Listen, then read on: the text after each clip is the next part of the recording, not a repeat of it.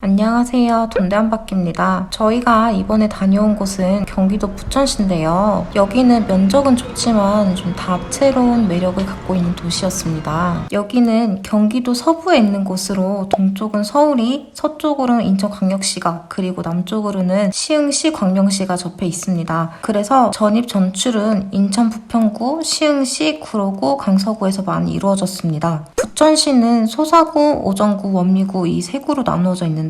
여기는 면적 대비 인구 밀도가 높은 곳으로 유명하더라고요. 와, 차 봐봐. 지금 퇴근 시간도 아니고 이렇게 차가 많잖아? 역시 인구 밀도 1위 부천. 단위 면적당 15,540명으로 전국 평균보다 30배가 더 많았습니다. 서울 제외하고 전국 최고 수준이라고 하더라고요. 저는 이래도 체감을 못했는데요. 저희가 직전에 갔다 온 의정부보다 면적은 좁은데 인구는 30만 명이 더 많다고 하니 와 진짜 사람 많고 차 많겠구나 하면서 확 다가오더라고요. 현재 인구 77만 명을 보유한 부천시가 초기에 어떻게 이런 도시로 생겨났는지 보려면 일제강점기까지 흘러 올라가는데요. 1899년 구로구와 인천을 잇는 우리나라 최초 철도인 경인선이 구 소사역이고 현 부천역이 생겼습니다. 목적은 김포 평야에서 나오는 농산물을 운송하기 위한 목적이었는데요. 그리고 경인로가 생겨나고 도시 구조의 기초가 형성되었습니다. 이로 인해 부천은 교통 요충지가 되었는데요. 지금도 서울과 인천의 중간 지점에 있다는 지리적 장점 때문에 면적 대비 많은 분들이 계시는 게 아닌가 싶습니다. 여기까지가 부천에 얽힌 이야기고요. 부천하면 1호선 부천역과 그 일대 원도심을 생각하실 수도 있는데요. 이번에 저희는 현재 부천에서 핫한 중동신도시와 앞으로 핫해질 부천체육관 일대를 다녀왔습니다. 중동신도시는 1990년대 1기 신도시 계획에 따라 지어졌습니다. 7호선 상동역, 부천시청역, 신중동역에 이르는 구간을 따라 신도시가 형성된 건데요. 근데 상동은 엄밀히 말하면 신도시가 아니라 2002년에 지어진 택지지구인데요. 중동신도시와 생활권을 같이 하고 있기 때문에 하나로 간주한다고 합니다. 이곳은 부천시 면적의 약 10%, 인구수 역시 29% 차지할 정도로 인구가 몰려있는 곳이기도 한데요. 그래서 백화점, 마트, 학원가 등 편의시설 및 상권이 큰 곳 중 하나라고 합니다. 세로로 뻗은 송내대로와 가로로 뻗은 길주로 중심으로 상권 형성이 되었는데요. 다른 1기 신도시에 비해 산이나 언덕이 없는 완벽한 평지라고 하더라고요. 그 이유는 부천 대규모 녹지를 신도시로 개발했기 때문입니다. 1기 신도시인지라 1990년대에 지어진 아파트가 대다수였는데요. 그래도 곳곳에 신축 아파트들도 보였습니다. 1기 신도시 시절 지어진 아파트들 평균 시세는 국평 기준으로 5억 후반에서 6억 초반이었습니다. 대장주 아파트는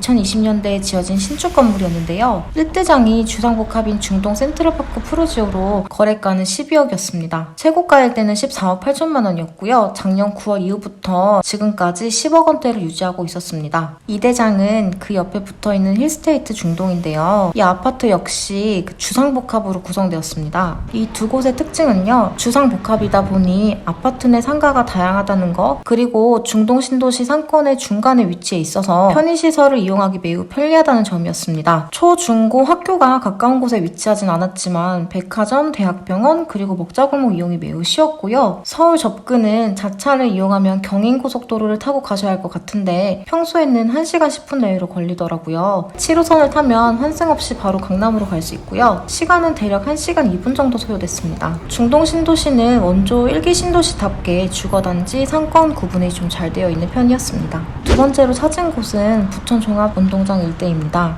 여기 지금 아무것도 없는데 앞으로가 핫해질 곳이라고 하더라고요. 여기가 2040 도시개발계획안에 보면은 대장이랑 취미랑 묶여있어. 그래서 아마 생활권을 공유하게 될 건가 봐, 앞으로. 3기 신도시와 더불어 묶는다면 이곳 역시 신도시만큼 개발되지 않을까라는 합리적인 추론을 해봤습니다. 역시 교통만 본다면요. 종합운동장역에 서해선이랑 이제 7호선이랑 나중에 또 지하철이 하나 더 뚫리잖아. 부천 종합운동장역에 GTX-P와 DF 노선이 생길 예정이라고 하는데요. 이건 GTX 6개 노선 중 절반 이상이 부천을 통과하게 되는 겁니다. GTX-B 노선은 2030년 개통으로 확정되었고요. D와 F는 현실적으로 시간이 조금 걸릴 것 같습니다. GTX 외에도 현재 부천 종합운동장역엔 7호선과 서해선이 다니는데요. 앞으로 5중 역세권으로 부천 시민뿐만 아니라 경기도민에 발휘되어줄 수 있을 것 같습니다. 그리고 또 부천 종합운동장역 역세권 개발이 한창 진행 중이었는데요. 사장님, 여기 개발하는 데죠? 대대치 공사하는 거요. 네?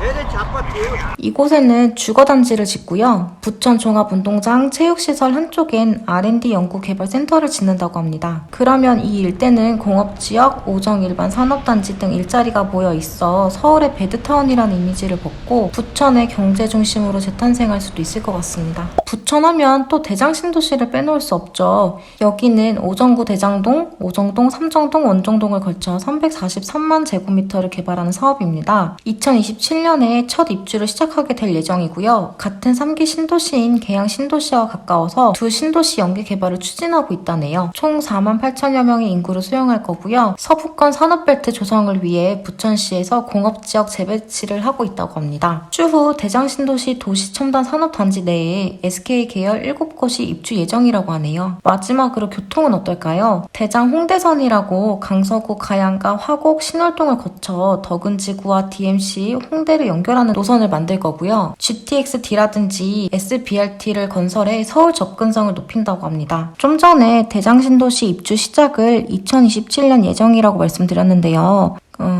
근데 현재 공사비 증가로 인해 착공이 어려워지면서 이 시기는 조금 더 늦어질 것 같긴 합니다. 한때 부천의 인구는 90만 명에 육박했었다고 합니다. 현재는 다른 주변 신도시로 인구 유출이 되고 있는 상황인데요.